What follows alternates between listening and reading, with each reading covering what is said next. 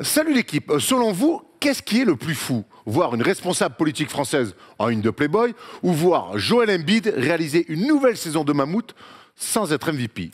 Non, en fait, le plus fou dans tout ça, c'est que l'une de ces choses, c'est vraiment réalisé et que pour l'instant l'autre reste un fantasme. Car oui, Joel Embiid MVP, c'est une chimère, alors que Marlène Schiappa est une réalité dont je me serais vraiment, mais vraiment bien passé.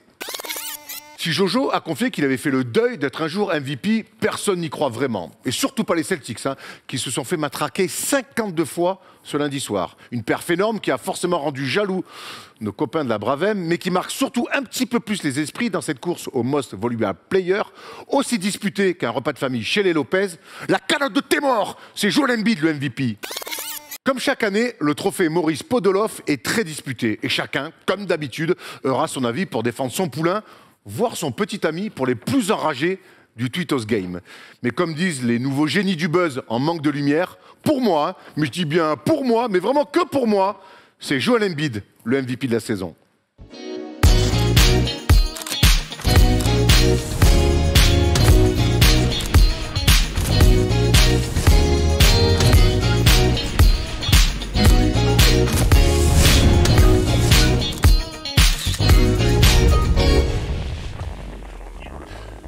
Salut l'équipe, on est jeudi et le jeudi c'est le first des shows, mais que vous m'avez manqué les amis, mais que je me suis régalé aussi. Portland, New York, Philadelphie, Levallois, et oui, c'est pas tous les jours facile la vie de troubadour. Cette semaine avec moi les deux Thomas sont là, comment ça va? Ça va super, impeccable, c'est vrai que ça m'a aussi manqué le first des shows, oui. 2 semaines sans se voir le jeudi dans ce studio, je suis content d'être de retour pour la meilleure partie de la saison.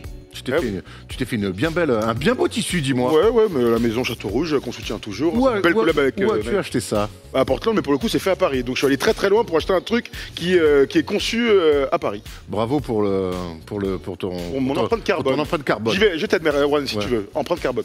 Empreinte carbone, très bien. Toi aussi, Thomas, tu as un bien joli tissu couleur en gris, comme ça, on aime bien l'idée. Ouais, écoute, c'est une petite marque d'un pote à moi, voilà, qui a créé ça il y a pas très longtemps et il fait des suites.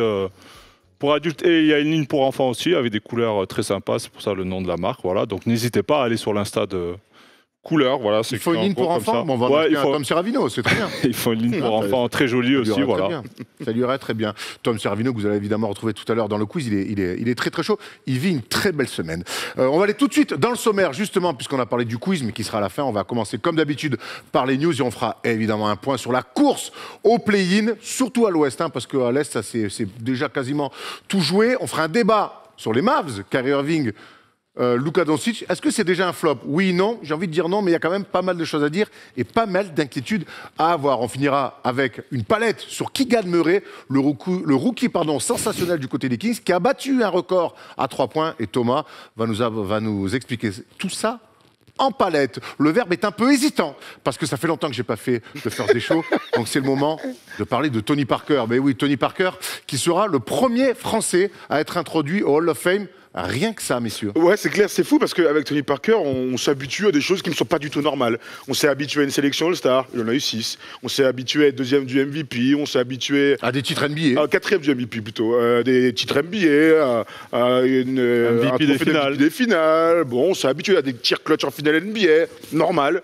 C'est pas normal, mais un match à 50 points aussi en NBA. Un maillot retiré dans une salle de NBA. Donc maintenant, il est intronisé en first ballot, donc au premier tour direct au Hall of Fame. On voit son palmarès, avec en plus une cuvée d'exception et des joueurs qui ont beaucoup compté pour chacun d'entre nous. Donc bravo à Tony pour ce nouvel exploit. Je pense vraiment qu'il faut arriver à mesurer que c'est un exploit et que, a priori, quoique Rudy sera peut-être le prochain. Il y a peut-être aussi Joachim. Il sera peut-être suivi de d'autres Français dans les prochaines années. Thomas, toi, je sais que t'es pas trop fan de Tony Parker. T'imagines? Ma question cata. Est-ce que tu l'avais joué, toi, quand il était revenu en France à l'époque? Non, j'avais pas eu la chance. Il était revenu pour le lockout. J'étais à Rouen et il a raté le premier match et on les jouait en premier. Donc, j'ai pas eu la chance de les jouer. Mais les joueurs de l'Asvel me racontaient à l'entraînement et me disaient, mais mec, c'est incroyable. En fait, c'est indéfendable. Dès qu'il accélère, il va au panier. Voilà, bon, forcément, en Betclic Elite, il était un peu au-dessus. Mais sinon, voilà, carrière...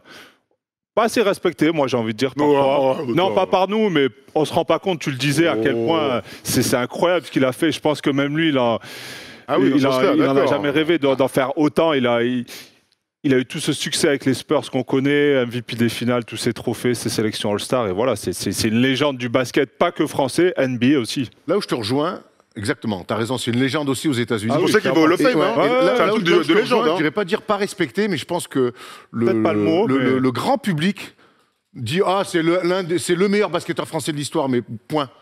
Je pense qu'on ne se rend pas compte ce qu'il a amené, que ça a été c'est le premier d'ailleurs Hall of Fame, mais c'est le premier Français vraiment à s'imposer, à être fort NBA, à gagner, à être un go-to-guy, à être un MVP. Et ça, en fait, c'est quelque chose d'énorme dans un pays de basket où le basket est une religion. Faire ce qu'il a fait, voilà, moi je dirais pas manque de respect, mais je dirais que je pense qu'on se rend pas forcément compte, mais j'ai du mal à en vouloir aussi aux gens parce que nous on est dedans. Ouais, c'est sûr. La longévité aussi, c'est important. On en parle souvent, le nombre d'années en NBA. Lui, sur la longévité, il est resté à un tel niveau exceptionnel. Et puis, moi, j'ai le souvenir de cet incroyable live sur Zoom pendant le Covid avec Stephen Brun et vous deux, où il parle de sa place, où il le lance. Je crois que c'est toi qui le chauffe, Stephen, sur sa place des meneurs. Steph, ça, il faut aller la regarder parce que c'est incroyable. Lui, il évalue les autres meneurs. Il parle de Steve Nash. Mais lui, il m'a jamais tapé en playoff. Lui, non, lui, j'avoue, il est meilleur que moi. Enfin, là non, je suis pas d'accord. Sur Chris Paul, là non. Quand tu fais comme ça, Tiner Archibald, ok, respect, les gens, Thomas, oui, Chris Paul, non, moi je les ai toujours battus. Là, ça chauffe d'un coup sur les gars de sa génération, il monte d'un coup en température. C'est vrai qu'au début, il est un peu en contrôle et tout, machin, il était à San Antonio, et puis il y a des moments où il était un peu piqué, moment d'exception d'ailleurs, tu vois nos têtes à chacun, nous on se bidonne clairement, trop bien. C'est incroyable cette interview. Allez voir cette vidéo mythique. Si vous l'avez jamais vue. Cette vidéo mythique de Fercy, mais même si vous l'avez déjà vue. On peut la revoir, ça fait toujours plaisir. C'est un classique. Un peu de pognon, les gars, à bout d'un moment. Il faut bien payer les voyages. C'est un classique, il y a des vidéos pour moi qui sont des classiques, ça là c'est un classique. Voilà, c'est bien. Ah, c'est vrai. Il est bon lui, hein. Qui l'a invité, il régale. C'est lui qui commente aussi les matchs des Mets. Il y a aussi. Pas mal, de temps en temps. Tu manques le patron. C'est Thomas Larocquis qui commente. Allez, bon, on est parti très très chaud. On va redescendre un petit peu en température, quoique avec les news.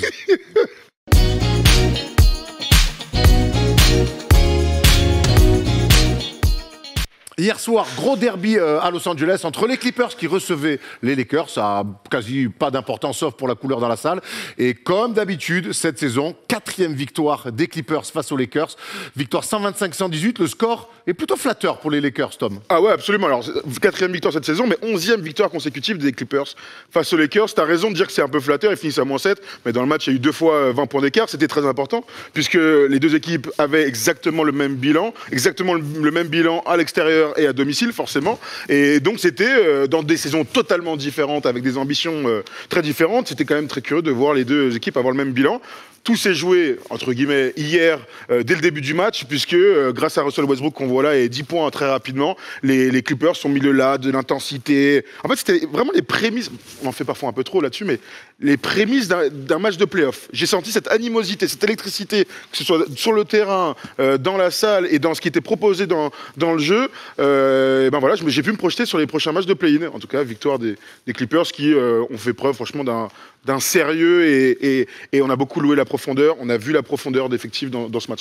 Moi, un peu surpris de, j'ai envie de dire, l'intensité des Lakers. Je pensais qu'ils allaient arriver avec plus de hargne quand même. C'était un match très important pour eux. Alors là, LeBron dit qu'ils sortaient d'un road trip, qu'ils sont arrivés très tard la veille, qu'ils n'ont pas eu trop le temps de se reposer.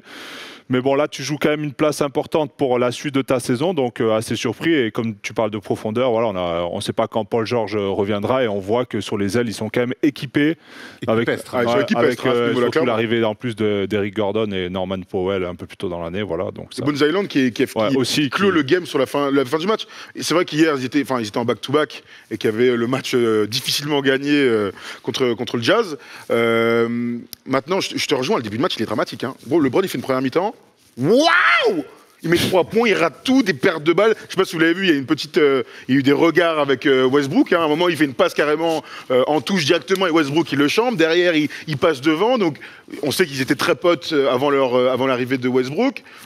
De là à dire qu'il y a l'animosité entre les deux, j'ai aimé ces petits regards qu'on adore dans le basket. Après, LeBron est tellement fort qu'il met 30 points en deuxième mi-temps quand même. Et donc, c'est ça qui... Il change de chaussures, il met 3 points en première mi-temps, il en met 30 en deuxième. C'était les chaussures. C'est les chaussures, tu connais. Toi aussi, tu faisais ça, toi. Ouais, j'avais pas les moyens. Tu parles de match de play-off, et c'est vrai que des fois, on aime bien s'inventer un peu des vies autour de ça, mais mine de rien, c'était un match ultra important. Moi, je disais qu'avant ce match-là, l'équipe qui allait gagner s'assurait une place dans le top 6, donc une place en play-off. Et quelque part, les Lakers, aujourd'hui, même pour moi, jouer le play-in, ça veut dire qu'ils ont sauvé les meubles, mais ils étaient à un match aussi de se dire qu'ils pouvaient accéder au play-off directement, ce qui aurait été un véritable exploit quand on voit la saison des Lakers, mais surtout, les Clippers, en cas de défaite, se seraient mis dans une merde notoire. Finalement, là aussi, les Clippers, avec le prisme donc, de l'autre équipe de Los Angeles, a assuré le coup quand même. Ouais, non, mais ça c'est clair, regardez comme c'est serré. En fait, ça montre combien la conférence Ouest était dense. C'est fou de voir donc 9 équipes avec un bilan équilibré, que ça se joue sur la dernière semaine de NBA. On ne pouvait pas rêver mieux que ce finish-là. Et tu as raison, il y a une forme de logique que les Clippers gagnent ce match-là. Je le disais tout à l'heure, plus d'ambition, mieux armés, etc., etc. Mais ça veut aussi dire que les Lakers, putain, font un retour fantastique depuis la trade deadline. Donc il y a beaucoup de belles choses à raconter. Voilà. Ouais, disons que la logique est respectée quand même. Il y a plus de positifs que de négatifs sur la fin de saison de ces Lakers. Voilà, ils font un comeback.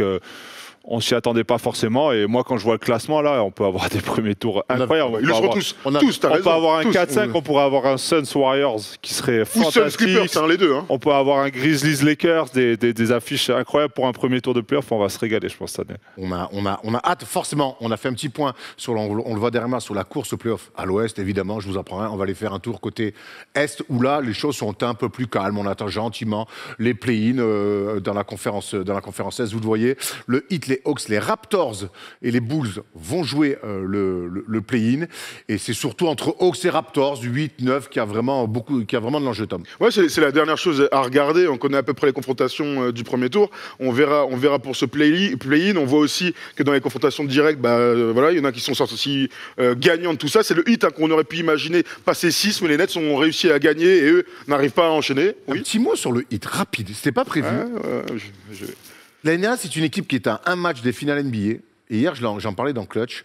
Ils vont finir donc une saison régulière, 82 matchs. J'ai vu une dizaine, un peu plus peut-être, du match du Heat cette année. Je ne sais pas que vaut cette équipe. Après, moi, je l'explique pour une seule raison. C'est qu'ils ont fait un choix qui n'est pas du tout payant, et c'est Kyle Lowry. Quand tu vas chercher un mec à 30 millions, ça doit avoir un impact sur une saison. Ils sont allés chercher un meneur de jeu qu'on imagine top niveau, en tout cas par sa carrière le montre. Il n'a eu aucun impact sur la saison. Donc voilà, parfois le basket c'est tout con, et surtout sur un meneur de jeu. Moi je pense que tu as tout dit. Ils attendaient de lui d'être le patron, de mettre des shoots clutch. On n'attendait pas de lui qui tourne à 25 points, mais de tenir cette équipe, d'être un leader. Et il est un peu à la ramasse, on va pas se mentir. Après, je comprends ton interrogation, Erwan, parce qu'en fait, ils ont un bel effectif. Ils ont une belle équipe, ils sont doublés à tous les postes, ils ont la profondeur. Des joueurs incarnants, mais vécu collectif, ils se cherchent toujours. Alors, tu as les perfs de Jimmy Butler, parfois, qui masquent un peu tout ça. Mais c'est vrai c'est très décevant cette année. Mais ça peut nous donner un premier tour. Et encore une fois, tu as raison. Un petit Boston Heat très sympathique. La semaine prochaine, donc lundi prochain, donc dimanche dernière journée de NBA. Lundi, on commence le play-in. Les gars, c'est le play-in le plus excitant. Chaque année, on le dit et tout. Il y avait quand même un Warriors-Lakers qui était fantastique il y a quelques années. Mais là... Belle idée, ce play-in, quand même. Finalement, oui, t'as raison. Moi, je trouvais ça injuste d'aller chercher des équipes 9 et 10 pour dire tu peux jouer les playoffs. Mais quelque part, l'attrait, l'excitation du play-in a pris le part sur un petit peu la justice sportive. Bon, voilà. Ça maintient des équipes qui auraient abandonné la saison plus tôt. Ça a remis un petit peu des fins de saison régulière un petit peu plus cool. Et pour revenir sur le Heat, oui, Kyle Lowry, pas patron. Thomas, pas de patron. Pas de patron. Pas de patron. Tout à fait. Allez, on finit sur un petit point administratif avec... c'est ça. Oui, c'est vrai, c'est les nouvelles règles et la nouvelle convention collective de la NBA. Il y a des choses qui vont changer. Beaucoup de choses. Il y a des choses même plutôt très cool, comme la marijuana, qui sera peu interdite pour les joueurs. N'importe quoi. Non, mais ça me fait toujours marrer. Donc, surtout, c'est le minimum de 65 matchs pour être éligible à un trophée individuel. Ça, c'est des débats qu'on a chaque année, notamment sur le MVP. Il n'a pas joué assez de matchs. Là, pour le coup, il faudra jouer 65 matchs. Il y a une règle, c'est clair. C'est une règle, c'est écrit, c'est clair. Tout à fait. Atteinte à la luxury tax sanctionnée plus durement. La marijuana, on l'a dit, il y a un troisième contract dispo pour les équipes. Alors, on va essayer de décomposer un petit peu tout ça. La première chose, c'est donc le tournoi de mid-season. On en a beaucoup parlé ces dernières années. On parlait de relancer la fin de saison, relancer l'attrait de la qualif pour les playoffs avec le play-in. On est dans ce même type d'idée. Donc, il va y avoir un tournoi en décembre, entre les 8 meilleures équipes à l'Est, les 8 meilleures équipes à l'Ouest, qui vont se jouer un quart de finale donc, sur un match, et il y aura un Final Four dans un lieu neutre, on sait que ce sera à Vegas en gros, en décembre. Très neutre, Vegas. Voilà. Bon, on sait que Vegas aura sa franchise bientôt, ça marche très bien pour les ICs chez les filles, et LeBron aimerait bien être... C'est Tom Brady qui a mis de l'oseille. Tout à fait. Et LeBron a absolument envie d'être l'instigateur et l'un des... Juste sur... oui, c'est moi. La fille, là, comment elle s'appelle Laquelle? Rupert. Oui, il jouait chez les filles, Iliana.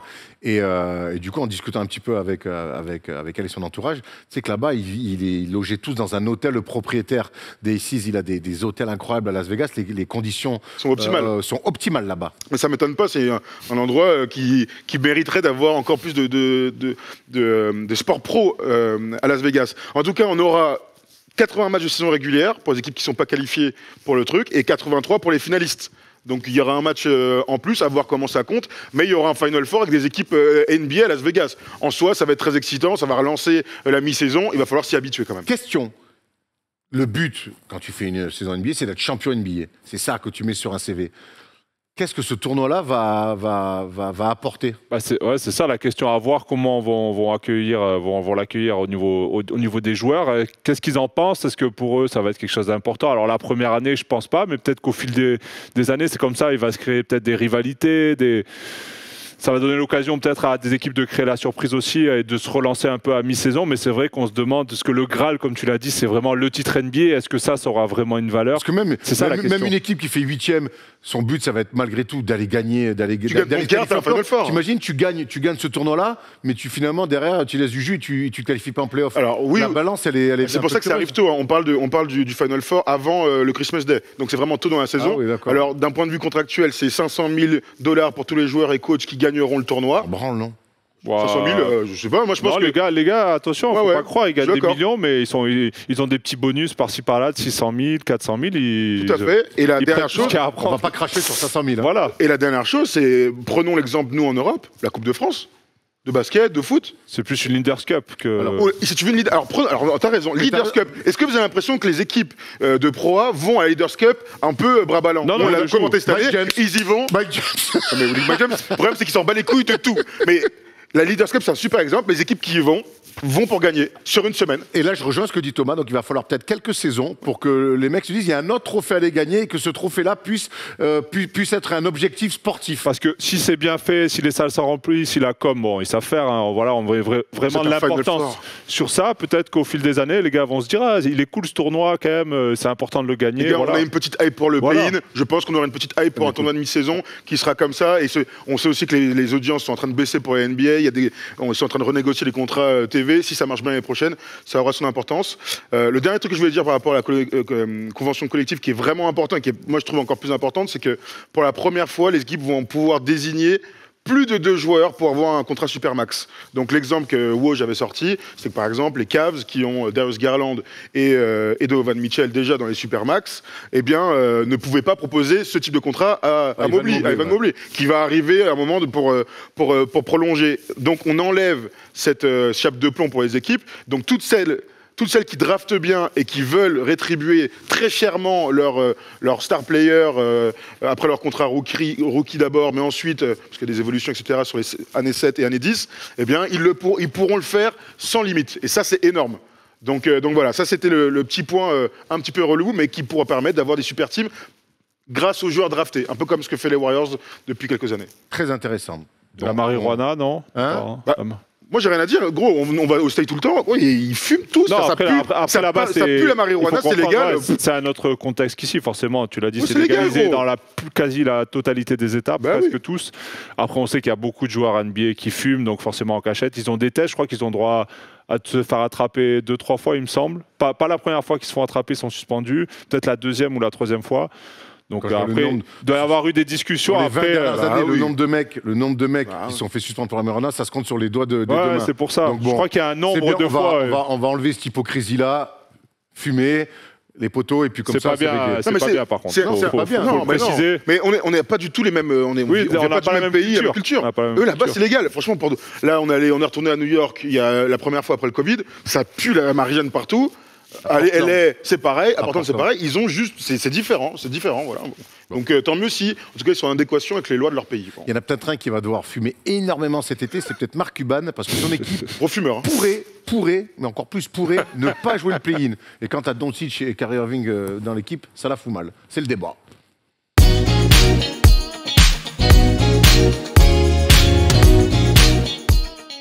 Hier soir, les Mavericks avaient un match ultra important à domicile avec la réception des Sacramento Kings qui n'étaient clairement pas venus pour acheter du terrain ou couper du bois. Et belle victoire importantissime des Mavericks, 123-119 avec un Kyrie Irving, 2 galas, 31 points, 8 passes, un bon Luka Doncic aussi, un très bon aussi Tim Hardaway Jr., il en avait besoin. Mais surtout, Thomas, c'était une victoire qui permet de rester en vie un petit peu. Voilà, rester en vie pour une équipe qu'on imaginait avoir de l'ambition. Elle est terrible cette fin de saison, on n'a pas encore pris vraiment le temps d'en discuter, mais je vais d'abord me concentrer sur le match d'hier. Kyrie était exceptionnel dans la fin de match, Christian Wood aussi, mais 2 énormes tirs, ils sont à moins 10 au début du 3e quart, donc ils sont en péril. T'as raison de dire que les Kings sont venus avec leur équipe de base, ils ont fait un match normal, donc un match de haut de tableau de conférence Ouest. Ils sont allés le chercher au forceps, on sent les attitudes, j'ai l'impression qu'après les déboires des dernières semaines, ils ont réussi à collectivement se reconcentrer sur il faut qu'on les gagne, il faut se donner une chance. Et en ça, c'est une petite évolution positive. Voilà, j'essaie d'être positif. Ouais, j'ai vu un match solide aussi, pareil, des Mavericks qui sont restés sérieux tout le match, qui n'ont pas paniqué. À un moment, ils ont à moins 8, moins 10, mais c'est pas grave, ils restent dans leur jeu. J'ai vu un Doncic qui s'est pas plaint au niveau des arbitres pour une fois, qui restait dans son match, moins que d'habitude en tout cas. Et comme tu l'as dit, fin de match exceptionnel de Kyrie qui a mis un shoot en cloche là. Je sais pas comment il le met celui-là. Non mais aussi tu sais bien défendu là, il a fait de Mitchell là. Oh là là, incroyable. Et un Wood très bon à l'extérieur. J'aimerais qu'il ait un peu plus de minutes aussi, Wood, parce que c'est vrai que des fois son temps de jeu il est un peu bizarre. Alors certes défensivement c'est pas le top, mais il peut mettre des paniers. C'est très gentil avec Christian. Offensivement, c'est pièce en l'air, et défensivement, c'est dramatique. Non, offensivement, quand même, il est là. C'est valeur sûre, je trouve aussi. Valeur sûre, Christian Wood, offensivement. Il tire des ballons. Ouais, si, ça va. Il prend ses responsabilités, et à côté de Kyrie et Luka, il a souvent des opportunités. Donc, après, moi, j'essaie de trouver des. Non, moi, je trouve aussi que quand il joue, en attaque, je lui reprocherai jamais rien. Le problème du basket, c'est qu'il y a le côté, quoi, tu vois, et qui est dramatique. Mais en attaque, si tu lui donnes des ballons, il va mettre ses 15-20 points sans aucun doute. Hein. Oui, mais comment? C'est toujours pareil. C'est quoi, comment il va les mettre? Non, c'est propre, moi, je trouve. Ouais, moi aussi, de loin. Il est capable de faire des matchs propres, c'est des fois pièce en l'air. Bref, je trouve que c'est pièce en l'air. Okay. L'important, surtout, c'est que cette victoire, elle est maintient en vie, et on va revoir le classement qu'on a vu tout à l'heure dans les news. Ils sont en vie, mais ils sont toujours éliminés hors du play-in. C'est fou. C'est ça aussi. Et ils sont clairement aujourd'hui, leur concurrent direct, c'est le Thunder. Et l'information, aujourd'hui, il reste 2 matchs au Thunder, il reste 2 matchs aux Mavs. Les Mavs ne sont plus maîtres de leur destin. Ils n'ont pas le tiebreaker sur le Thunder. Voilà, c'est aussi simple que ça. 38-42 chaque équipe. Le Thunder a son destin entre les mains. Il gagne les 2 matchs, il passe. Point. Pas ils gagnent les 2 matchs, mais en tout cas, ils ont le même bilan après 2 matchs que les Mavs. C'est eux qui passent. Thunder qui va jouer le Jazz et... Il reçoit Memphis. Memphis, pas cadeau. Memphis qui n'aura plus rien à jouer, mais moi, quand je vois le classement, j'ai toujours mal au cœur en repensant à ce back-to-back contre les Hornets, quoi, qui leur tue la saison. Enfin, une fois à perdre, bon, j'ai envie de te dire pourquoi pas. Gros, on perd 2 d'affilée contre les Hornets. Ils n'ont plus personne, ils font jouer le banc et tout. Enfin, là, c'est scandaleux de faire ça. Honnêtement, dans l'attitude et tout, c'est horrible. Vous vous rendez compte, les gars, il reste 2 matchs de saison régulière. Mois de février, il y a quand même un trade. Donc, où les Mavs arrivent à obtenir Kyrie Irving, l'un des meilleurs attaquants NBA, un joueur incroyable. Et cette équipe-là est dans le top 6. Normal. Il n'y a pas de... On se dit que cette équipe-là va aller en play-off de manière le plus logique du monde. Tu as Kyrie Irving, 3 mois plus tard, tu batailles en étant même plus maître de ton destin pour obtenir une place en play-in. Et heureusement qu'il y a le play-in. Et heureusement parce qu'il y a 5 ans, Sinon, il serait déjà à Copacabana en train de siroter des cocktails. C'est quand même fou quand on y pense. C'est terrible. Regarde ce tableau, il est dingue. Ils sont donc à 29-26. Ils sont 6e de la conférence Ouest. Ils bataillent même pour pas loin de l'avantage du terrain. L'offensive rating est bon. Ils sont 8e. Il n'y a pas de souci. En défense, comme tout au long de la saison, c'est pas ouf. Le problème, c'est que c'est pratiquement les mêmes stats dans la deuxième partie de saison. Sauf que le bilan, là, est dramatique. Qu'ils soient avec les deux, l'un ou deux, parce qu'ils ont quand même souvent manqué des matchs. Et dès le début de l'arrivée de Kyrie, dès le début, il gagne 2-3 matchs quand il est sur le terrain. Et puis ensuite, Luka revient et il ne trouve pas d'identité. Moi, c'est ça qui me choque, c'est qu'ils sont allés chercher l'un des meilleurs attaquants de NBA, comme tu disais. Donc, ils allaient progresser en attaque. Ils ont progressé en attaque, mais ils n'ont rien fait pour protéger cette défense, cette raquette, et avoir un semblant d'assise défensive. L'année dernière, quand ils font une bonne année, quand ils vont en finale de conférence et qu'ils sont bien, les Mavs, ils étaient 6e défense au rating de NBA. On en est loin. Jason Kidd est un coach de défense. Cette année, son roster lui a jamais permis d'installer une défense. C'est là l'énorme échec de cette équipe cette saison. Vous vous souvenez ce qu'on avait dit quand Kyrie est arrivé aux Mavs? Ouais. À peu près. Moi, je me souviens très bien. Tu te souviens très bien? Ouais. Je vais quand même te rafraîchir la mémoire. Merci pour l'échange, pour avoir joué le jeu. Je vous pose la question brute pour point comme ça. Est-ce que vous y croyez à ce duo-là? Moi, j'ai envie d'y croire, forcément. Comme d'habitude, on donne sa chance au produit. Il y a plein de questions qui se posent. Luka Doncic est tellement omnipotent, joue tellement toutes les possessions, incarne tellement le jeu de cette franchise-là depuis qu'il est rookie. Je pense que Kyrie a un profil où il peut jouer numéro 2, il peut être off-ball. Donc ça, c'est aussi intéressant. Maintenant, j'ai envie d'y croire. Évidemment que j'ai envie d'y croire, offensivement en tout cas. Là, il a une superstar à côté qui est capable de scorer, qui est capable aussi de finir les attaques en bout de chaîne. Donc ça peut être un bon combo et la plus grosse paire derrière de la ligue, hein, clairement. Moi, je vais vous dire un truc, j'y crois à fond. Hein. Là, je vous sens un petit peu hésitant, vraiment hésitant entre guillemets, sur le basket pur. Moi, j'y crois à mort. Ça, c'est ma first team optimiste. C'est ma first team qui croit en projet, qui veut saisir sa chance. Moi, j'y crois à fond. Non, mais moi, j'y crois à fond. Mais après, honnêtement, quand je revois ça et quand je me remets dans la position dans laquelle j'étais, il y a deux choses qui font foi. C'est que j'y croyais parce que j'aimais bien ce qui s'était passé et j'étais sûr qu'ils allaient bouger à la trade deadline parce qu'il restait quelques jours. Voilà. Parce que le roster est pas ouf. Parce que c'est ça surtout, c'est qu'au moment où ça se fait, on se dit qu'ils vont refaire des trades. Il reste 2 jours après, je crois. Ils se font genre lundi ou mardi. Lundi. Et jeudi, c'est la trade deadline. C'est ça. Donc, moi, je pensais qu'ils allaient continuer à bouger. Le problème, c'est qu'ils n'ont pas, ils ont pas bougé. Donc, on voit là le détail du trade. Et effectivement, il n'y a que Kyrie Irving et le jumeau Maurice qui arrive. Markieff, qui ne joue pas du tout. Et donc, du coup, on se retrouve avec un roster. On va voir la gueule du roster. En fait, tu fais bander personne, quoi. Et surtout, on va voir que à l'intérieur, là on met même Reggie Bullock en poste 4, tellement qu'on essaie un petit peu de s'inventer des choses. Reggie Bullock, c'est un 2-3, hein, fort défenseur qui défend sur les meneurs adverses. Friendly, là, dans ce roster-là, il est poste 4. Dwight Powell, c'est pas un titulaire NBA, rien de nouveau, je suis même pas sûr que ce soit un backup d'une équipe qui veut jouer un top 4 d'une conférence. Derrière Christian Wood, attaquant exclusif. On a relancé Javal McGee. Maxi Kleber, qui est un joueur qu'on aime beaucoup, qui l'année dernière a été exceptionnel dans le run des playoffs. C'est un peu dur. Il est calamiteux. C'est un peu dur. Moi, à Philadelphie, on était un peu loin. Mais avec Polo, on voulait lui jeter un truc. Hein. Il n'est jamais bien revenu de sa blessure. Il n'est jamais bien revenu. Oui, mais clairement. Et puis après, il y a les petits jeunes, Hardy, Green, qui essaient de faire des choses. Mais c'est trop compliqué. Justin Holiday, qui joue très peu. Il y a beaucoup de mecs aussi qui jouent très peu. On n'a même pas mis Frank Ntilikina dans le roster. Ouais, mais pas bravo, Tom.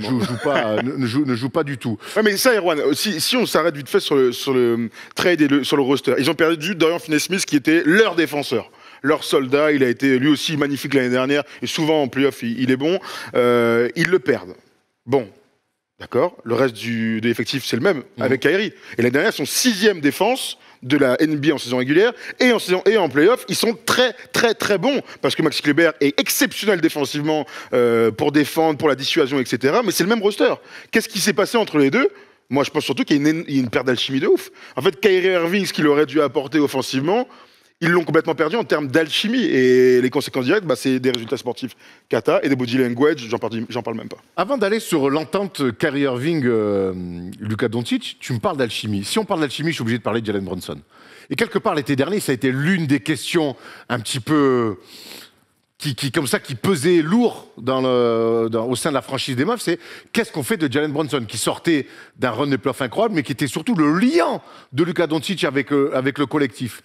Ils ne l'ont pas gardé. Ça a été c'est certainement le début de la fin de quelque chose, mais on ne peut pas le reprocher, puisque quelque part, on a appris via une interview de Mark Cuban que Jalen Brunson, lui et son clan, ils avaient décidé de se barrer, quoi qu'il arrive. Ouais, moi, ça avait été ma plus grosse déception l'été dernier. Voilà, quand il a signé pour 100 millions au Knicks, tout le monde a dit ah, c'est cher, c'est cher, c'est cher. Moi, je disais non, vous avez vu ce qu'il a fait en playoff, c'est un joueur incroyable. Et là, on apprend ce matin qu'en fait, ils n'avaient aucune chance de le re-signer. Ça a un peu de tempering, hein, tu m'en parlais ce matin. En gros, ça parlait déjà avant la fin de la saison en coulisses d'aller au Knicks. On sait que Léon Rose, c'est ça, tout à fait. Voilà, est le parrain de Jalen Brunson. Forcément, ça aide. Pas Amber, hein, Rose. Hein. Bien dommage d'ailleurs. Bien dommage. C'était ma marraine, je ne dirais pas non. Et moi, si c'était ma meuf, ça serait mieux. Enfin, on ne peut pas accumuler les deux, en fait. Et Mark Cuban était assez déçu. Voilà, il disait qu'il n'avait eu aucune chance de le prolonger, qu'il n'y avait même pas eu d'offre de la part du clan Brunson. Ça n'avait même pas parlé de chiffres, en fait, parce que Brunson voulait, le père surtout, voulait absolument qu'il atterrisse aux Knicks, quoi. On rappelle que le daron est aujourd'hui assistant. Il est assis sur le banc des Knicks et c'est surtout un ancien Knicks. Il est passé par les Knicks. Il avait notamment fait partie de l'épopée jusqu'en finale 99. C'est lui qui se levait sur le banc et qui faisait ça chaque fois que Larry Johnson mettait un 3 points. Alors il jouait à peu près, laisse-moi 0 minutes. Hein. Mais en tout cas, il faisait partie du roster. Ouais, il que moi. C'est ça la question. Mais c'est marrant d'apprendre un peu les coulisses parce que parfois, moi, j'étais très frustré à l'été. Je me disais, mais pourquoi il ne re-signe pas? Pourquoi il ne lui propose pas cet argent? Et en fait, ils n'ont même pas pu matcher. Ils avaient juste pu lui proposer 54 millions, le prolonger. Ils ne pouvaient pas lui donner les 100 millions, ils ne pouvaient pas lui donner. Voilà, en cours de saison. Et après, finalement, ils se sont fait niquer clairement dans le dos. Mark Cuban a même montré les messages entre les agents aux journalistes qui étaient présents pour lui prouver ça. Je rappelle que normalement, les équipes NBA n'ont pas le droit de négocier avec les joueurs avant l'ouverture. Alors on sait, évidemment, quand Woj met un tweet à minuit 05 et que ça a commencé depuis 5 minutes et que les gars ont déjà signé, on sait que les gars ont déjà discuté. On le sait. Mais là, c'est vraiment un cas pratique de tampering. Voilà. Et il y a des équipes qui ont déjà été sanctionnées pour ça. Tu n'as pas le droit de parler aux joueurs. Bon, voilà. Ça, c'est un peu le début de tout. Hein, Exactement. Tant mieux pour mes Knicks. Même si moi, j'étais pas chaud au début aujourd'hui. Bravo, je t'aime, Jalen Brunson. En plus, tu as derrière toi le deuxième meilleur meneur NBA. Backup. T'as mis 39 hier, je vais pas te dire non aujourd'hui. Tant mieux pour les Knicks. Et tant pis, et terrible en fait pour les Mavs, parce qu'on... T'as raison, même sur ce début de saison, on n'a jamais retrouvé l'alchimie des playoffs de la saison dernière. Et cette espèce de deuxième option réelle qui était Jalen Brunson, Christian Wood n'a jamais rentré de... Il était très déçu. N'a jamais été dans ce rôle-là. Il a même été donc très rapidement 6e homme. Et puis Kyrie Irving arrive, mais avec tout le talent de Kyrie Irving, ça ne prend pas. Et on voit cette éclat de Luka Doncic. Je trouve qu'on ne voit plus cette cohésion qu'on avait avant, surtout l'an dernier. Mais ça ne se construit pas comme ça. C'est un long processus. La première personne à blâmer, c'est moi. Pour aller encore un peu plus loin dans l'alchimie, qu'est-ce qui fait une alchimie aussi? C'est des victoires. Et des fois, on sait qu'une victoire et une alchimie, la ligne, elle est très fine. On va voir le nombre de matchs perdus par les Mavs dans le Money Time. On sait qu'un Money Time, ça se joue des fois à des détails. Regarde le nombre de matchs perdus dans le Money Time. En fait, tu ne mets que la moitié des matchs qui basculent de l'autre côté. Ils sont à minima en play-in et on n'a peut-être même pas ce débat aujourd'hui. 2 réponses. La première, cette émission est excellemment préparée. Bravo. La deuxième, c'est que, mais t'as raison, ce que tu voulais dire, c'est peut-être l'élan. Un élan, ça se crée parfois sur... Oh, mais ça va pas la tête. Un élan, ça se crée parfois sur cette petite victoire en prolongation. Ces défaites-là, c'est sur les tout premiers matchs de Kyrie avec Luka ou sans Luka. Et on se souvient, on se dit, oh putain, ils ont perdu encore un match sur un dernier tir. Est-ce que c'est Luka qui doit prendre les tirs? Est-ce que c'est Kyrie? Mais en fait, cette petite semaine, ces 2 premières semaines, auraient pu permettre à construire un socle collectif. Je parle pas forcément de basket, mais en tout cas de hiérarchie, voilà, des certitudes qui permettent ensuite de bosser pour arriver en play-off à peu près sereinement. Il s'est passé tout l'inverse. Et là, c'est une perte de confiance totale dont le sommet était la double confrontation contre les Hornets. Avant avant le trade, je trouvais que leur jeu était assez naturel. T'avais Doncic à la création, voilà, qui animait tout le jeu, ça courait derrière des gros shoots d'Hardaway, Bullock, voilà, il y avait du rythme. Et quand Kyrie est arrivé, il cherchait un peu. J'ai l'impression qu'il te regardait, attends, mais c'est à toi ou c'est à moi de jouer On avait fait une palette là-dessus. Ouais, on y va un peu chacun notre tour et forcément associer 2 joueurs comme ça qui adorent jouer balle en main, bah, ça prend du temps. Est-ce que le trade est arrivé un peu tard? Est-ce qu'ils ont eu le temps vraiment de mettre des choses en place? Et puis j'ai envie d'y revenir encore, désolé, mais Dorian Finney-Smith, pour moi, c'était un peu le liant. J'avais l'impression qu'il était super pote aussi avec Doncic. Enfin, il y avait une alchimie. C'était ce poste 3, voilà, qui mettait ses shoots, qui défendait, qui comblait un peu tous ces petits détails dans le basket, les aides défensives, les rebonds, aller taper des ballons. Et c'est une grosse perte, hein, Finney-Smith. Il met du bois aussi. Ah, il a envoyé du bois. C'est le seul. Hein. C'était un soldat, un bon soldat qu'on aime avoir dans les équipes et ça a fait du mal. C'est sûr que défensivement, n'importe quel intérieur aujourd'hui met 20 points tranquille contre les Hornets. C'était terrible. PJ Washington les a désossés. Je sais que vous étiez tous les gars à Philadelphie. Tu as pu voir un match entre les Mavs et les Sixers. Perdu par les Mavs, bien sûr. Perdu par les Mavs et c'est un match qu'ils auraient dû prendre. C'est un match honnêtement où Philly, il joue en marchant, Harden marche. C'est le retour de Harden et de Embiid. Embiid marche, il n'avait pas spécialement envie de jouer. Ils reviennent sur de l'adresse, mais dans l'urgence déjà dans laquelle étaient les Mavs, c'est un match qu'ils auraient dû prendre. Et c'est un match qu'ils ne prennent pas. Et je vois à la fin, quand ils perdent, je sens pas. On avait plutôt des bonnes places, en plus offertes par la NBA. Courtside en même temps. Pas courtside non plus, non. Bon, j'ai juste fait l'entre-deux après, bon. Quotidien d'un artiste. Et je vois dans l'attitude de la fin, je les sens, il y avait un truc résigné chez Luka, chez Kyrie Irving. Tu vois, le chrono s'égrène sur les 10 dernières secondes, il est déjà en train de parler avec Embiid. Alors après, c'est peut-être des attitudes, c'est ce que font les mecs, mais quand tu es dans une urgence comme ça, j'ai pas senti en tout cas de frustration d'avoir perdu ce match-là. De grosses déceptions. Alors, c'est pas comme s'ils en prennent 20 face à une équipe plus forte. C'est un match dans la configuration du match qu'ils doivent prendre et qu'ils ne prennent pas. Et j'ai pas l'impression qu'ils se soient dit « Putain, on a raté une belle occasion ». Et ça, déjà... Et on va revenir, on va aller un petit peu, on va ouvrir une autre page qui est un peu inquiétante avec les Mavs, c'est que sur le terrain, c'est pas ouf, pas d'alchimie et tout, mais dans le body language, dans les déclarations, même dans les rumeurs, parce que quand ça va mal, il y a toujours des rumeurs de merde qui sortent, c'est pas ouf, les signaux sont pas incroyables. Bah non, mais de toute façon, on est en train de demander si c'est un flop, parce que ce qu'on voit depuis l'arrivée de Kyrie est très très très très décevant, et que...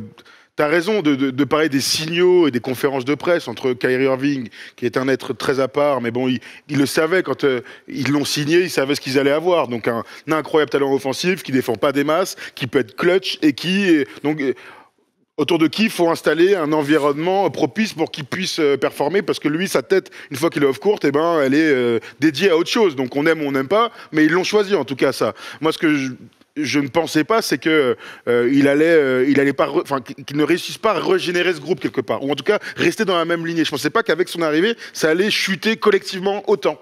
Et voilà, le sommet des résultats, c'était les Hornets, des pires résultats. Mais avant ça, il y avait beaucoup dans les conférences de presse, donc Kyrie et Luka, on a été très étonnés de leur tête déconfite, des mots, du fait qu'ils soient pas heureux, etc. On en parle beaucoup aujourd'hui en NBA, mais c'est vrai que cette année, là, en 2 mois, 1 mois et demi, ce qu'ils ont pu dire en conférence d'après-match, moi, ça m'a étonné en tout cas. Attitude pas ouf, un body language un peu cata, des déclats un peu fadas en conférence de presse, pas d'alchimie. On est obligé de se tourner vers un mec. C'est l'entraîneur, c'est Jason Kidd. Et dans cette équipe sans identité, je te rejoins complètement Thomas par rapport à la saison dernière, cette équipe elle a 0 identité et encore plus depuis que Kyrie est arrivé. Je ne sais pas si on peut que incomber Kyrie là-dessus, mais en tout cas, cet homme-là, Jason Kidd, il propose rien. Et lui aussi, dans le body language, il est catastrophique. Moi, je n'étais pas ultra fan quand elle a débarqué au match. Je me suis dit à voir, et tu l'as dit dans le body language, tu n'as pas envie de partir à la guerre pour lui. Il dégage rien, même dans les interviews d'après-match. Il est tout le temps tout mou comme ça, il te parle. Franchement, je pense qu'il faut clairement passer à autre chose. Hein. Enfin, après, c'est mon avis, mais il faudrait aller chercher du renouveau, un peu de l'énergie, un mec qui va porter ses joueurs. Pardon, quand je l'entends dire que les joueurs, 1 ou 2 fois, il a un peu tiré sur ses joueurs. Moi, honnêtement, dans le sport, ça se fait pas. Tu peux pas tirer sur tes joueurs comme ça. Si tu as un truc à leur dire, tu leur dis en privé. Tirer sur tes joueurs, c'est ton rôle en fait. C'est le rôle d'un coach. Le rôle d'un coach, c'est pas dire allez, défends, allez, marre des paniers. On le sait qu'il faut faire ça. C'est arriver à trouver les mots juste pour motiver ton équipe et pour les emmener loin. Et voilà, il avait un effectif pour faire mieux que ça. Et c'est un peu le flop de la saison aussi. Clairement, il est. En fait, ce que j'entends, c'est qu'il est passif. Ouais, voilà, il est passif. On a l'impression que c'est pas lui qui conduit le camion, quoi. Alors que t'es coach, t'es en difficulté en défense, j'ai pas l'impression qu'ils aient essayé beaucoup de choses. Mais moi, Javal Magui, là, vas-y, mets-le. Il l'a mis un peu. Il l'a mis, et on se souvient. Alors, moi, t'arrêtes pas de me dire ça. Gros. Moi, je l'ai défendu pendant des années, Javal Magui. J'étais super content qu'il soit là. Tu l'as vu hier? Mais t'attends que tu l'as vu hier? Non, hier, il est cata, gros. Il avance pas. C'est pas qu'il est en incertitude ou qu'il est pas en confiance. Il a pas les cannes. Il avance pas. Javal Magui, c'est un gars. Contre Atlanta, alors attends. Oui, c'est son bon match. C'est pas trop mal. Après, qu'est-ce qu'on va attendre de jouer de Javal Magui? Moi, au bout d'un moment. D'habitude, il est athlétique, il est capable, il court, il est dans l'axe, il finit des contre-attaques. Il avance plus. On dirait que ça y est, sa carrière elle est finie. Moi, je pense que quoi qu'il arrive, si t'es un coach, tu dois essayer d'aller le voir, de le remobiliser. Déjà, il l'a grillé au bout de 3 mois. Oui, après, il a grillé très tôt. Ça, je suis d'accord avec toi. Ça, je suis d'accord avec toi. Mais là, c'est trop tard. Ouais. Bon, en tout cas, Jason Kidd, on n'est pas emballé, on se pose des questions et beaucoup de gens nous ont envoyé des messages sur Twitter pour nous dire j'espère que vous allez tomber sur Jason Kidd, j'espère que vous allez tomber sur Jason Kidd.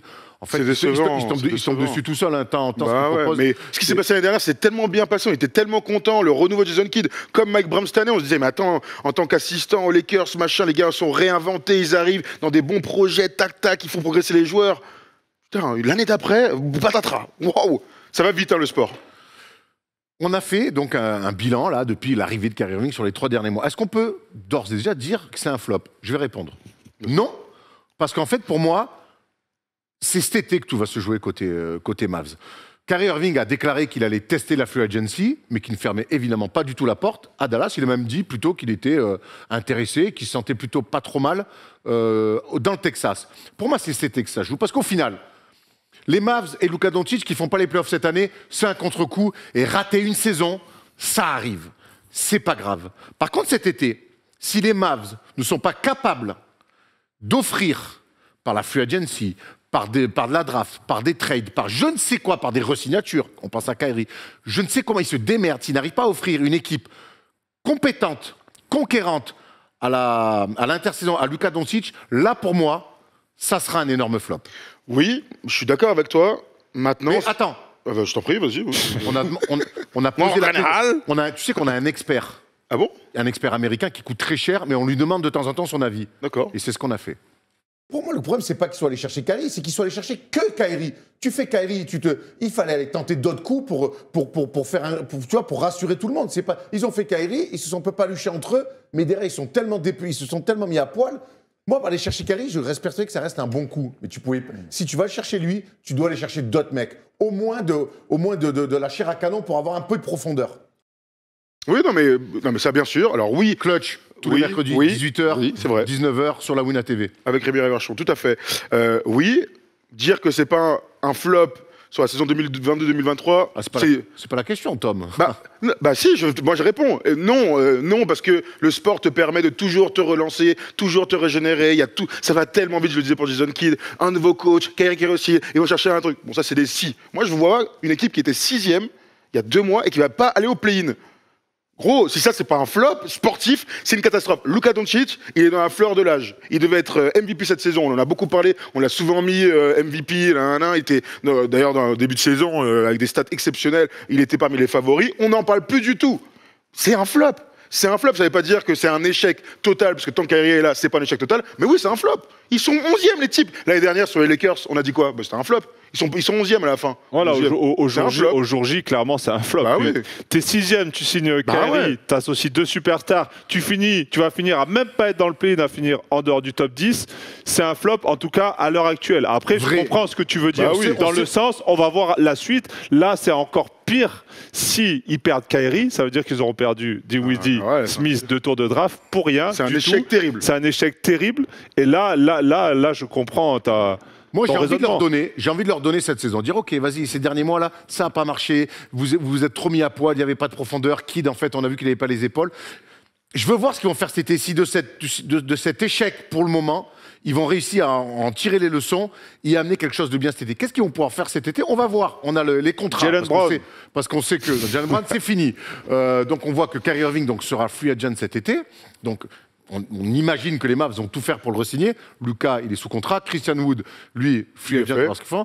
Powell, free agent. Donc, ils vont avoir dis-moi si je me trompe, ils vont avoir un peu de cash cet été. Ils ont énormément de cash, mais qui a envie d'aller à Dallas? Vous connaissez un mec qui a déjà signé à Dallas à la free agency dans l'histoire? Mais là, t'as tes deux superstars et t'en as une. Non, mais si tu reçois Kyrie, non, mais en gros, toujours 2 slots de contrat au max. Donc Kyrie, tu te poses la question de qu'est-ce que tu lui donnes déjà. C'est une vraie question. Je suis incapable d'y répondre. Admettons qu'il parte, tu as des slots pour donner de l'argent. Depuis que vous suivez la NBA, donnez-moi un free agent important qui a signé au Mavs. On a déjà répondu à cette question. Tariq Abdul-Wahad. Oui, c'était pas un énorme. Pardon. C'était une blague, Erwan. Calme-toi. Calme-toi. Donc, je ne sais pas. Moi, je me pose une autre question par rapport au flop, là. Luka, il fait partie des futures légendes de Hall of Famer. Oui. Donc, pour moi, c'est niveau LeBron, vraiment le top du top du top. Vous connaissez des mecs qui, à son âge, là, après une finale de conférence, l'année d'après, il est pas en playoff? Mais là, tu soulèves, pour moi... un lièvre. Là, tu soulèves, pas un lièvre, tu soulèves une marmotte et 2 châtelets, hein, les rats là, sous stéroïdes. C'est que, oui, cet été, pour moi, là, on est en train de se dire, est-ce que l'arrivée de Kyrie est un flop? On va voir cet été. Moi, je pense que... Mais si cet été, ils ne construisent pas, c'est pas plus... Est-ce que l'arrivée de Kyrie, d'avoir fait venir Kyrie, c'est un flop?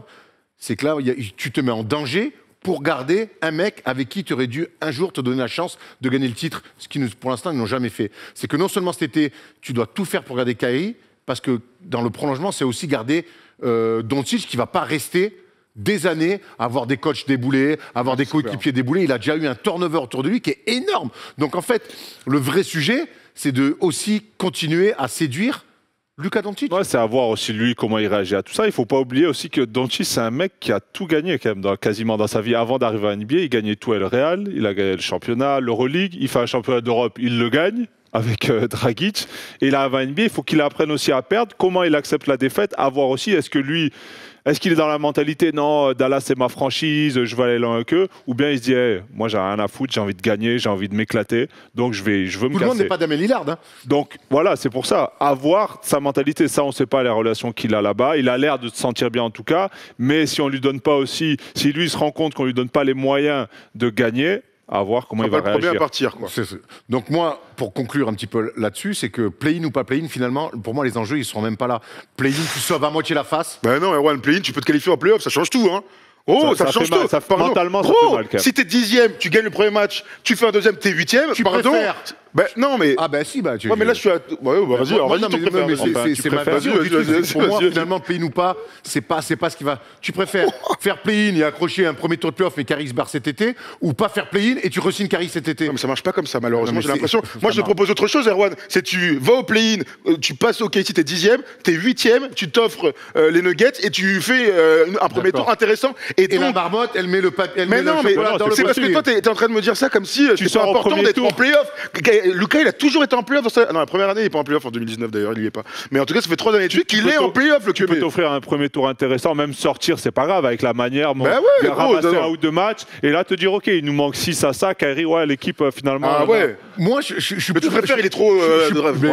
Évidemment. Je vais te pas te mentir, il pue la merde, ton tu préfères. Il est très bien, c'est un tu préfères. C'est comme avoir, tu préfères avoir une jambe en bois ou des dents en mousse? Alors, je te propose un tu préfères te qualifier en play-in, gagner le championnat dès cette année, et Kyrie part. Ça n'a aucun sens. Ce que je veux dire, c'est que moi, je suis un peu plus radical dans ces trucs-là, c'est que pour moi, j'accepte l'échec sur une saison, sur des mauvais choix, sur des manques de profondeur, sur un coach finalement qui fait pas la maille, et derrière d'en tirer des leçons. Pour moi, tu as Luka Doncic, tu peux rebondir très vite cet été avec des idées.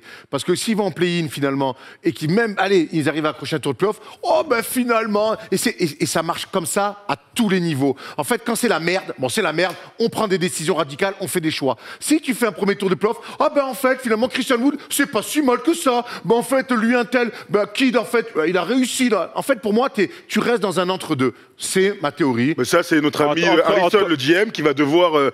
Attends, t'as le droit aussi de faire un play-in, de te racheter sur la fin et de prendre des décisions. Putain, mais merde, c'est quoi ça? On verra. Qu'est-ce qu'en pensent nos amis de Twitter? Voilà, ça, c'est intéressant. Tu m'as un peu cassé les couilles. Donc, on va aller voir sur nos... Tu préfères honteux, c'est de ma faute en plus. Bonne ambiance ici, je suis content d'être revenu. Je préfère Kim Kardashian, Josiane Balasco. Bon, d'accord. Alors, Daniel Riolo. Mathis Hermelon, il est partout, lui. Il nous appelle le lundi avec sa meuf. Maintenant, il nous met des commentaires sur Twitter. C'est vraiment la famille des saints. C'est tôt pour un flop. Voilà, ça c'est mon gars Mathis. Pas besoin d'être un grand GM pour savoir qu'il fallait pas faire que Kyrie.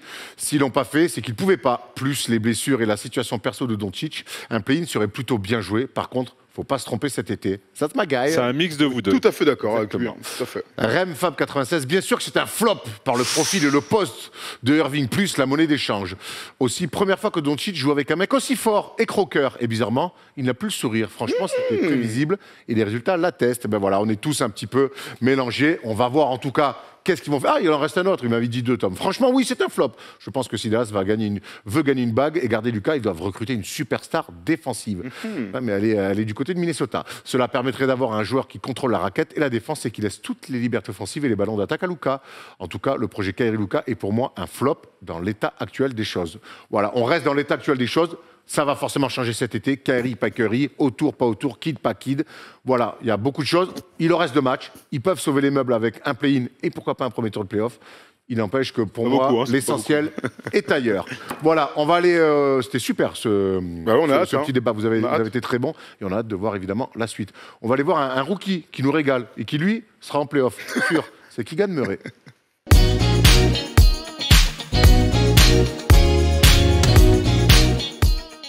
Keegan Murray est devenu le rookie à avoir inscrit le plus de paniers à 3 points sur une saison. Il a battu Damian Lillard et ses 187 tirs primés. Thomas, on a voulu faire une palette. Thomas, on a voulu faire une palette pour aller voir un petit peu la gamme de tirs et un style assez particulier qu'il a dans une NBA où ça va très vite, très haut. Lui est plutôt dans un contrôle. Il est smooth. Allez, on va lui rendre hommage comme ça à Keegan Murray. Donc, rookie des Kings et qui sera, on l'imagine, parmi la meilleure équipe des rookies cette année. On va commencer par le tir qui lui permet de battre le record. Bah oui, on va se faire un petit kiff, c'est contre Portland contre les Blazers. Keegan Murray dans la transition, vous savez que les Kings est une équipe qui court beaucoup avec De'Aaron Fox, son meneur de jeu. Keegan Murray donc reste bien attentif à la course de son meneur. On est en contre-attaque de la transi et là on va voir Keegan Murray qui va s'arrêter tranquillou dans le corner. Kevin Knox, défenseur devant l'éternel, va se demander ce qu'il fout là. Est-ce qu'il y a une passe? On est en overplay en général, oui. De'Aaron Fox va pouvoir trouver sur cette petite passe Keegan Murray, on va suivre le mouvement du meneur de jeu qui va poser un espèce d'écran comme ça, c'est pas très académique mais ça marche, vous allez voir ça, la petite passe donc, l'écran, là Kevin Knox, je le disais, défenseur, va devoir passer en dessous, encore un drôle de choix, hein, on va l'admettre, et là Keegan Murray avec un tout petit step back à 2 mètres, 3 mètres d'écart avec son défenseur, elle va pouvoir envoyer la sauce dans un tir à lui, en toute tranquillité, Erwan, tu le disais tout à l'heure. Ah, Erwan, tu ne peux pas répondre. Non, mais, alors, Tom, non, mais l'autre Sierravino, je vais le monter en l'air à la fin de l'émission. Mais pourquoi? Qu'est-ce qu'il y a? Parce qu'il m'envoie, en fait, je fais 2 commentaires plus 1, haha, merci, bon timing. Donc, non, oui, là, on voit. Alors, je te parlais donc c'est le tir pour égaler le record, et que c'est une action peu académique avec l'écran de De'Aaron Fox, mais un tir à la Keegan Murray. Ce que je vois surtout, parce qu'on va rester sur Keegan Murray, c'est les lectures qu'il a. Et on voit un petit peu, moi je vois du Boris Dio et du Kyle Anderson dans le côté, ça va pas vite, mais par contre toutes mes lectures sont justes, et donc je me donne le temps matériel de poser mes appuis d'armée, et c'est ce qu'on va voir sur toutes les palettes, et derrière une fois que ça part, par contre, c'est diablement efficace. Ouais, clairement, il connaît ses positions de tir, et dans le jeu sans ballon, il est très bon, il sait se positionner où on va le trouver sur ses spots, et c'est ça qui fait sa force aussi. Très bien, deuxième palette, on va avancer, on en a 4 aujourd'hui, et on se régale. Deuxième palette, et on va regarder la relation avec Sabonis, vous savez que c'est le grand lituanien est exceptionnel cette saison, surtout à la passe et sur la pose d'écran. Keegan Murray donc à la balle en tête de raquette. On va voir un écran de Sabonis, un premier écran comme ça, tac. Voilà, il va prendre l'écran, Keegan Murray, il va faire la passe, pardon, surtout. Un petit focus sur RJ Barrett qui est bien en attitude, qui sait que Keegan Murray est un défenseur, un shooter, pardon, et donc va le coller. Keegan Murray, le bon déplacement dans le dos de Sabonis, ils se connaissent par cœur, les mecs, on voit une belle alchimie des deux hommes. Le end-off qui est honnêtement aujourd'hui impossible à défendre, on a beaucoup parlé du pick and roll, mais le end-off, on le voit beaucoup. La petite passe à terre à la Draymond Green, entre guillemets, qu'on a vu dans la dernière palette qu'on a fait ensemble. L'écran derrière sur RJ Barrett et l'enchaînement de notre ami Keegan Murray qui connaît exactement ce système, il voit que son gars est pris dans le dos et va pouvoir envoyer la purée, encore une fois dans son rythme et dans ses espaces, mon cher Thomas Laroukis. Ouais, clairement, là, le hand-off bien utilisé, hein, je le disais avant, sur un hand-off, c'est universel. Tu es obligé de passer en dessous en défense, tu peux pas passer au-dessus parce que le grand ne peut pas se montrer. Là, on voit que Mitchell Robinson est obligé de rester assez loin, à plat, et du coup, dans la lecture, encore une fois, Murray, il va sur son spot de tir, et aussi on joue pour lui, c'est important de le dire, il y a des situations qui sont mises en place pour lui, et forcément, ça donne confiance, et il y a les résultats qui vont avec. On a vu Mitchell Robinson défendre en drop, donc loin, et malheureusement, malheureusement, ça permet aux attaquants d'être sur un 2 contre 1. Et Steph Curry et Draymond Green sont les meilleurs dans cet exercice. Là, on voit encore une fois, pour moi, ça va pas très vite. Pour de la NBA, ça va pas très vite. C'est un faux lent. Par contre, l'utilisation de l'écran, ce que fait la passe et le coup de hanche de Sabonis, c'est pour moi, ça c'est limite, mais c'est du grand niveau.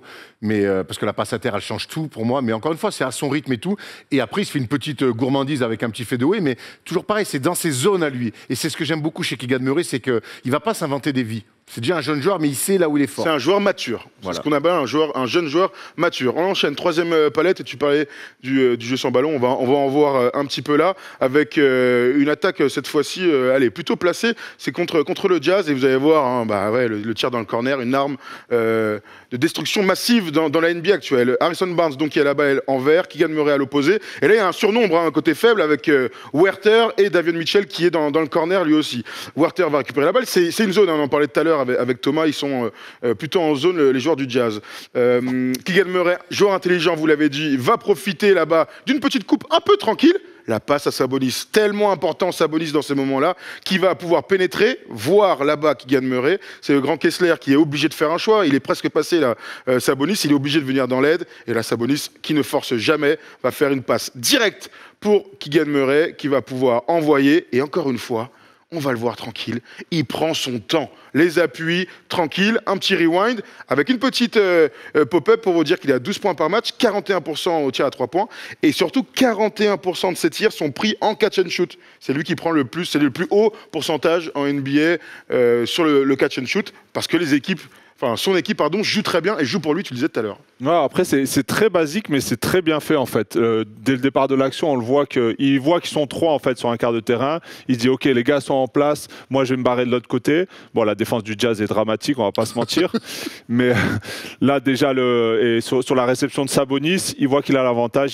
Tu l'as dit, il est obligé d'aider même s'il est côté balle. Et voilà, c'est du suicide. Après, c'est toujours mieux de laisser un tir à 3 points qu'un lay-up.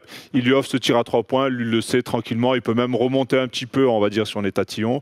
Mais voilà, c'est sur les spots comme ça de catch and shoot, c'est un des meilleurs. Lecture, spacing, c'est ce qu'on voit dans toutes les palettes. On voit qu'il va dans les corners, qu'il coupe. Mais j'aime bien parce que c'est simple. Et parfois, le basket, c'est simple aussi. C'est d'abord simple. Voilà, c'est d'abord simple. C'est se mettre sur ses spots où on est en confiance et ses coéquipiers le savent que c'est un très fort shooter à 3 points. Ils n'hésitent pas à le servir.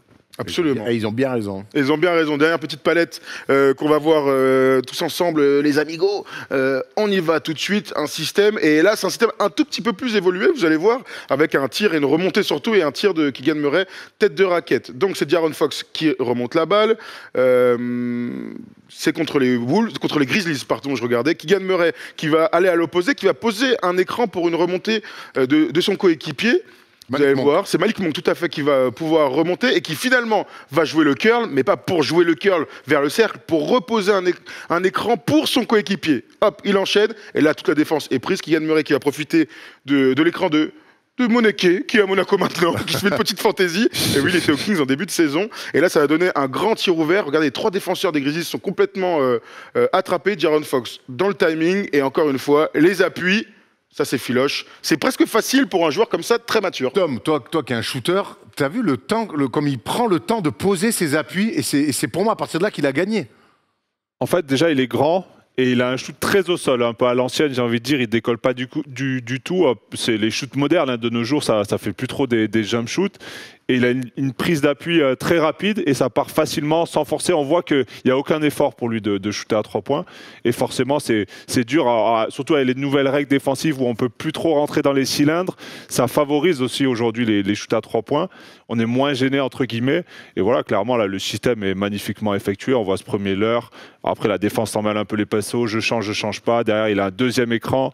Voilà, et il se retrouve tout seul. Un système très bien effectué. Là, ce qui est bien avec ce que tu viens de dire sur le tir, quand ils sont tout seuls, prenez Nico Batum qui a toujours eu une gamme de shoot en extension de très haut niveau, on l'a vu de nombreuses fois. Regardez les tirs qu'il prend maintenant, il décolle plus du sol. Non. Alors il a ce tir, tu sais, tac, sans redescendre, mais même dans ces tirs vraiment pas de routine, mais en tout cas qu'on peut voir en match, il prend plus du tout de jump shoot en fait. Il est là, bien en appui, ça part, et Keegan Murray dans ce style-là est vraiment létal. Parfois on en fait trop avec létal, mais pour le coup c'est très très très sûr. Maintenant dans son évolution, c'est ce qu'il va être capable de mettre des tirs plus difficiles difficile parce que quand tu as plus de ballons, la défense est plus focus, ce qui n'a pas été forcément le cas cette saison. Voilà, c'est l'évolution qu'on a envie de le voir. Être capable de mais il n'y a pas de souci. Une fan de shoot, peut-être. Il en a des petits step back, il en a un peu. Maintenant, c'est le volume. Voilà, sur le volume, tu l'as dit. Et il finit très bien la saison. Il enchaîne les matchs à 20 points, il a du temps de jeu. C'est de très bon augure pour les playoffs. Fac de Keegan Murray. Ah, je l'ai pas du tout. Tu viens de le taper. T'étais un bon bâtard. Je viens de le taper, c'est bon. Et petit indice. Vas-y. Son équipe, sa fac, son ancienne fac était au Final Four féminin et finaliste. Bah donc c'est Iowa. Mais oui, Iowa en plus on en a parlé hier, mais je suis vraiment. On a parlé hier. À l'image des Kings qui réalise une super saison. Voilà, on a fait le tour. C'était une magnifique émission. Il est temps de retrouver Tom Tiravino qui m'a envoyé des textos pendant l'émission. Je suis pas content, Tom, mais tu vas te rattraper sur le quiz, j'en suis sûr.